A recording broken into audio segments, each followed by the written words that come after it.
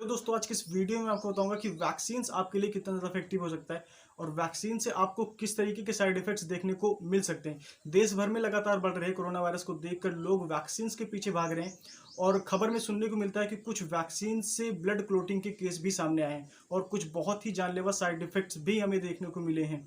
और कुछ केसेस तो इस तरीके के भी हैं कि लोगों ने वैक्सीन तो ले ली है लेकिन उसके बाद भी उन्हें कोविड-19 हो चुका है। तो चलिए आज के इस वीडियो को शुरू करते हैं और आपके मन में जितना भी डाउट है वैक्सीन को लेकर सारी डाउट्स आज की इस वीडियो में क्लियर करते हैं। सबसे पहले बात करते हैं साइड इफेक्ट्स की। ब्लड क्लोटिंग वाला जो साइड इफेक्ट्स देखने को हमें मिला है वो एस्ट्राजेनिका ऑक्सफर्ड वाली वैक्सीन में हमें देखने को मिला है। आज के टाइम पे एस्ट्राजेनिका ऑक्सफर्ड वैक्सीन का इस्तेमाल 115 कंट्रीज कर रही हैं। इंडिया में मेन दो वैक्सीन का यूज किया जाता है। पहला जो है वो कोवैक्सीन है और जो दूसरा है वो कोविशील्ड है। और ये जो कोविशील्ड वैक्सीन है ये एस्ट्राजेनिका वाली वैक्सीन है और जब इसकी स्टार्टिंग में मतलब टेस्टिंग चल रही थी तो इसमें कोई भी साइड इफेक्ट्स देखने को हमें नहीं मिला था। सबसे पहला केस इस साइड इफेक्ट का नॉर्वे में देखने को मिला जहां पे 4 हेल्थ वर्कर को ब्लड क्लोटिंग हुई और उसके साथ ही लो प्लेटलेट्स काउंट्स भी देखने को मिला।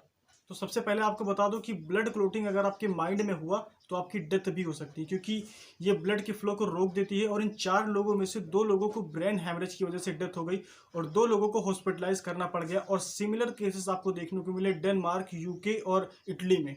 और कई सारी कंट्रीज ने इस वैक्सीन पर टेम्परेरी बैन लगा दिया है। सबसे पहले डेनमार्क में इस वैक्सीन को परमानेंटली बैन नहीं लगाया है लेकिन फिलहाल उन्होंने बताया है कि अगर ये अलग देश में अलग कंट्रीज में ज़्यादातर मतलब केसेस नहीं आते हैं तब हम इस वैक्सीन का इस्तेमाल करेंगे, अदरवाइज हम इस वैक्सीन का इस्तेमाल नहीं करेंगे। फिलहाल के लिए डेनमार्क में इस वैक्सीन का अभी के टाइम पे इस्तेमाल करना बंद कर दिया है।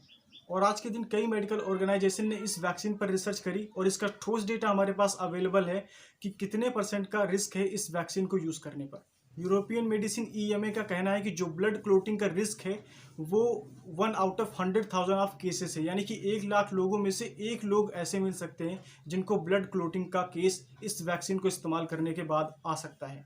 तो इसको बेसिकली हम वेरी रेयर रिस्क बोल सकते हैं। इसके बारे में आपका क्या ख्याल है आप चैट सेक्शन में लिखना मत भूलना।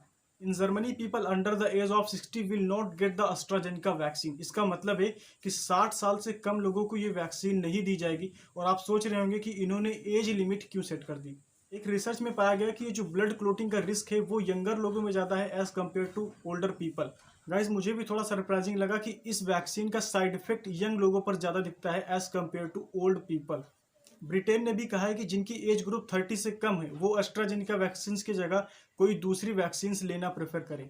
अब अगर हम बात करें इंडिया की तो सरकार ने बताया कि अभी तक पूरे भारत में एक भी ब्लड क्लोटिंग का केस नहीं आया है। गाइज मुझे ये अनबिलीवेबल थोड़ा सा लगता है क्योंकि यही सेम वैक्सीन अलग अलग देशों में यूज़ करी जा रही है और वहाँ पे केसेस मिल रहे हैं, इस ब्लड क्लोटिंग के केसेस वहाँ पे मिल रहे हैं लेकिन इंडिया में एक भी केसेस नहीं मिल रहा है। हो सकता है कि सरकार हमसे कुछ डेटा यहाँ पे जरूर छुपा रही है। इन एनी केस एक्सपर्ट और साइंस का कहना है कि इंडिया जैसी बड़ी कंट्रीज़ के लिए जहाँ पर इतनी तेज़ी से कोरोना वायरस बढ़ रहा है उनके लिए बेनिफिशियल ही होगा कि इस वैक्सीन को इस्तेमाल करें देश के लिए एज कम्पेयर टू कि इस वैक्सीन को इस्तेमाल ना करें एक छोटे से रिस्क की वजह से।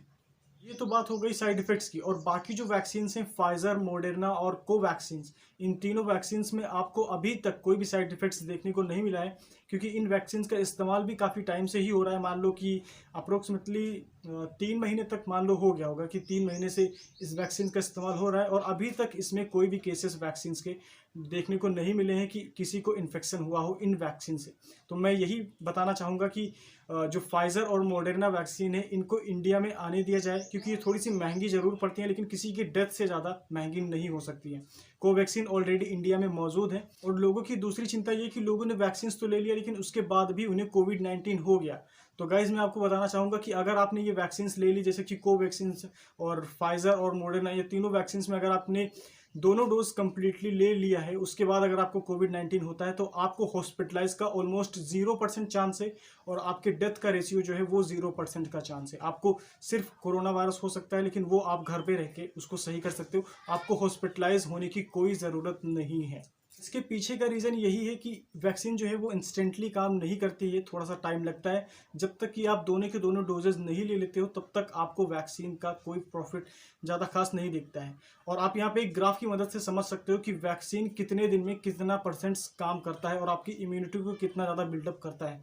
तो गाइज उम्मीद करता हूँ कि आपको आज की ये वीडियो पसंद आई होगी, और अगर आपको वीडियो पसंद आई तो चैट सेक्शन में लिखना मत भूलना, और आगे अपने फैमिली और फ्रेंड लोग के साथ इस वीडियो को ज़्यादा से ज़्यादा शेयर करें, क्योंकि इस चीज़ से रिलेटेड उनके जितने भी डाउट्स हैं वो क्लियर हो सके। मिलते हैं किसी एक नई वीडियो के साथ, तब तक के लिए बाय बाय गाइज, एंड अपना ख्याल रखना।